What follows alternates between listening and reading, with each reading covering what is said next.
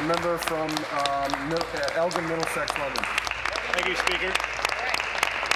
My question is to the Minister of Finance. Minister, you've made some statements regarding the recent credit downgrades that almost make it look like a downgrade is a good thing. Perhaps I can give you another perspective. If we converted this year's deficit into $100 bills, it would reach a height equivalent to 29 CN towers stacked upon each other. Minister, will you stop the spin, take our ideas, and get Ontario back on track? Minister of Finance. Mr. Speaker, if we stretch the empty rhetoric one on top of another, it would reach to the moon and the stars, Mr. Speaker. Get back to work. Quit ringing the bells. Help us pass the legislative agenda.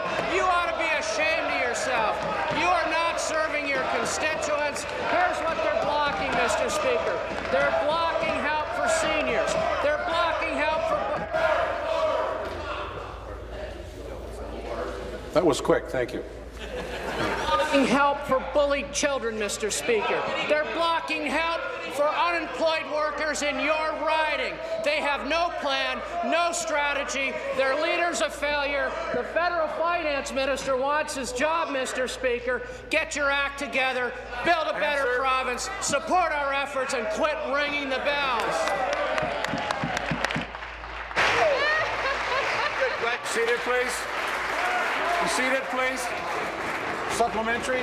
Thank you. Back to the Finance Minister. Oh, my. Minister, if we did build a tower of $100 bills, at least the people of Ontario would have something to show for the billions of dollars you continue to waste. The fact remains, a deficit that towers 29 times above the CN Tower is too much. Drummond told you that. We've told you that. Moody's has told you that, and now S&P is telling you that. Your continued wasteful spending and all the hubris that goes along with this disrespectful to the Ontario taxpayer. You talk about achievability of your budget's assumptions.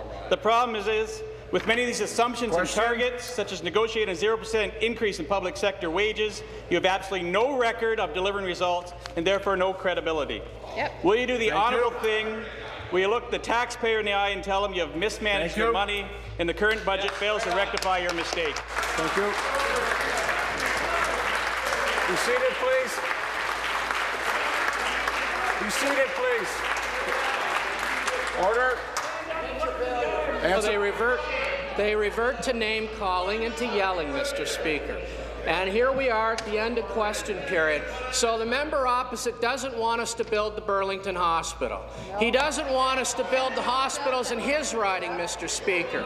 He wants us to subsidize horse racing, Mr. Speaker.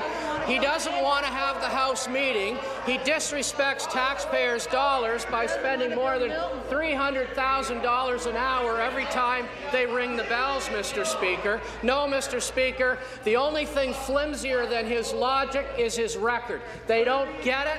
Why don't you stop ringing the bells? Help us deal with bullied kids. Help us move forward with the seniors' tax credit.